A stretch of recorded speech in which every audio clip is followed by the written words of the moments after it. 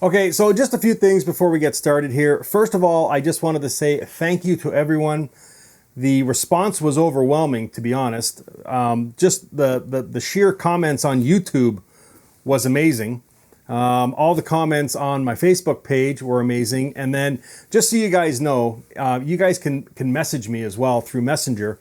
All you have to do is just sign up to my Facebook page, Happywax TV, and then you can shoot me a message. So if you have movies you want me to check out or something you want me to talk about or whatever, just shoot me a message. You don't always have to leave comments on here. I mean, if you want to, go for it. But anyways, and I just wanted to say thank you to everyone. I mean, it was crazy the amount of people, because last video I had mentioned that I was thinking of starting up a podcast just talking about horror movies. I know with these reviews, sometimes I get a little bit long-winded, and I just thought a podcast might be a good platform where, you know, I can talk about a movie or a bunch of movies, I mean, for an hour if I want. And I thought, well, these guys are just going to say I'm a fucking idiot because I just ramble on. But it was awesome, all the people that said they would be interested in listening to that. So anyways, again, if it does happen, it won't be till the fall. I just don't have time now.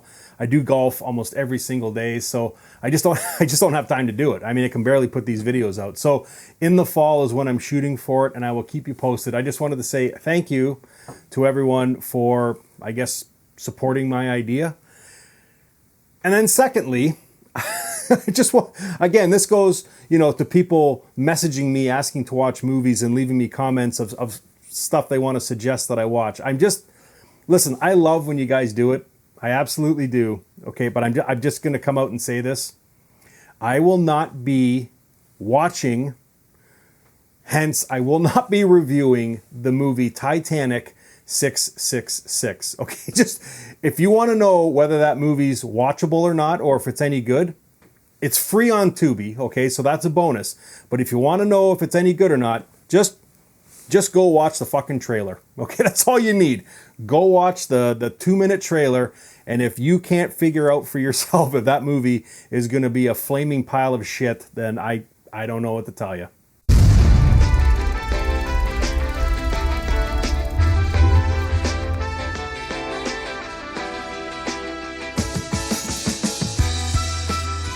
Hey guys, welcome to Happywax TV. Okay, so no Titanic 666, but Father of Flies. That's what we're talking about tonight.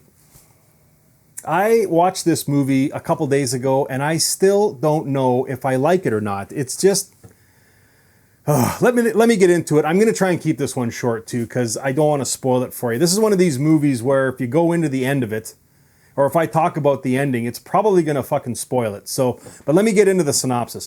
A haunting tale of family life. A vulnerable boy finds his mother pushed out of the family home by a strange new woman, and he must confront the terrifying supernatural forces that seem to move in with her.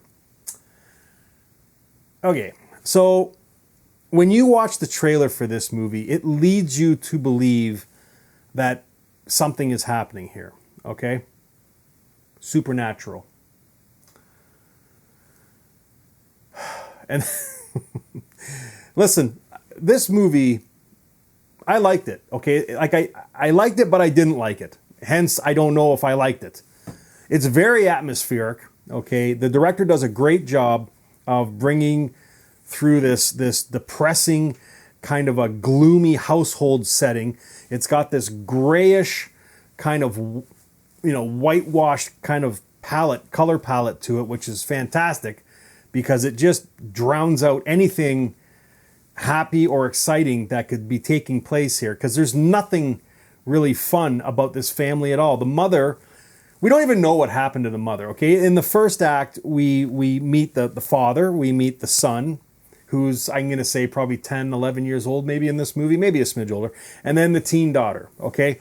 Now, the mother has either left or the father has, we hear this through conversation, has left her, okay? Now, we don't know if she's had like a mental breakdown and she's in a home of some sort or what's happened to her, but she's not there anymore, okay?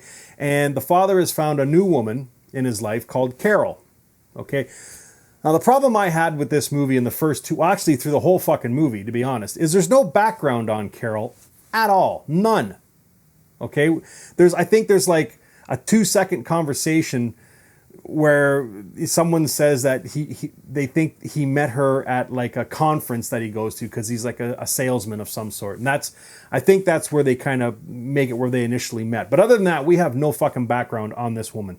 And she literally does nothing in the first 2 acts of this fucking movie. Like absolutely nothing except walk around and wear this stupid mask on her face, which I don't think we're ever told what it does. I don't know if it's something that the father sells that gets rid of your wrinkles. I'm not sure. So, I mean, honestly, when you watch this movie, when it's over, if you're like me, you'll probably say the same thing. Okay, well, a bunch of things. But the first thing that came to my mind and the first thing I said to myself is what purpose did the mask in this movie have other than to try and sell the poster of the movie to make it look a little freaky? Like, there's no reason for her to wear this fucking mask at all in this movie. None.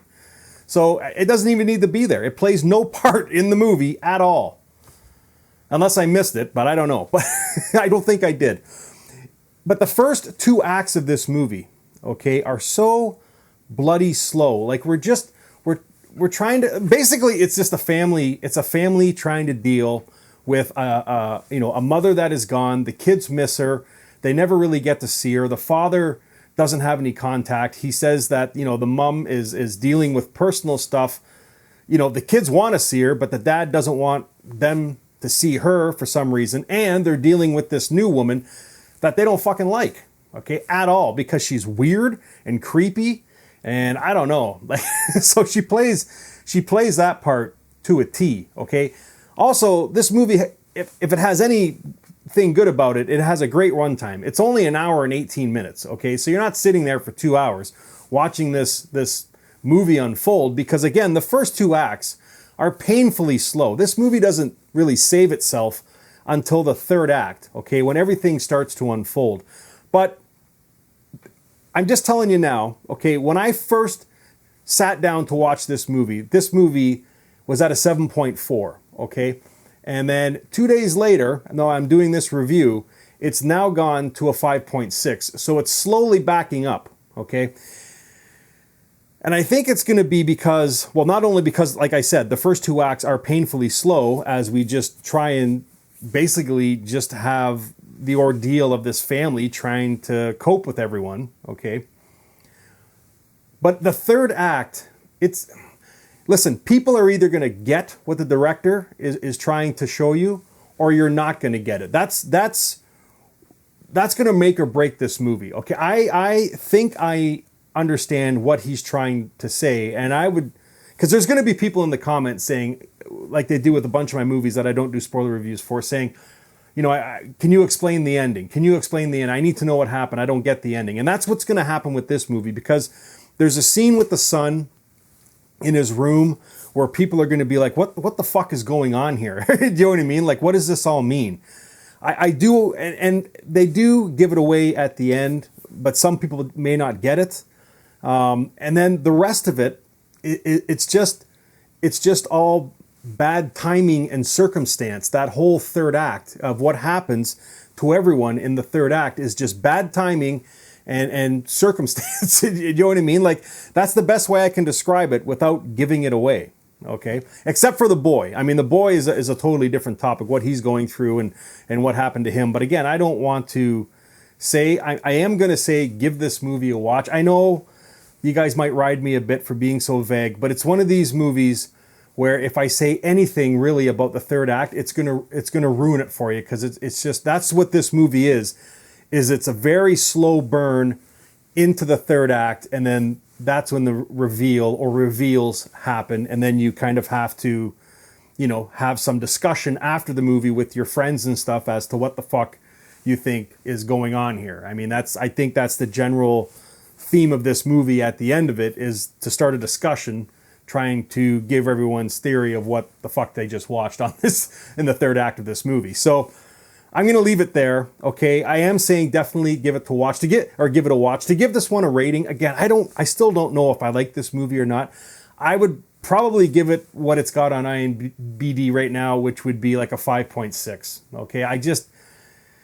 I don't know. There's a lot I think that for me, the biggest qualm was not knowing anything about Carol. And I'm sure they did it on purpose, but for me, it detracted because I just didn't give a flying fuck about her. I really didn't. She, I don't know, like you don't know anything about her. So when creepy stuff starts to happen, like you don't care because you don't care about her. You know what I mean? And you actually question whether it's even happening or not. You know what I mean? So I think they dropped the ball on that one. And there were some other plot holes in this movie that I thought were kind of weak. So to have that slow of a burn for the first and second act and expect your audience to sit through it and then have some sort of a payoff, which, again, I don't want to say anything about the third act, but to have whatever that payoff was you thought you were going to get at the third act, that's a lot to ask of your audience, to have them sit there for the first 2 acts. Now, mind you, again, I said it's only an hour and like 17 minutes, so you're not sitting there for 2 hours waiting for this thing to unfold. So they did that right, where they kind of condensed it all, but I think they really dropped the ball with some character building on Carol and giving her a little bit of a background. I like mystery too, but I mean, I needed to know something about her other than just this weird old annoying bitch that nobody likes in this fucking movie, because that's what I thought about her. So anyways, watch it, okay? It's definitely worth a one-time watch. Then come back here, let me know what you guys think about it, because I am really curious to get your take on this movie, and you know, fill me in on the ending. What was your take on it? Let me know. Father of Flies, it's out now, guys, and until next time, stay scared.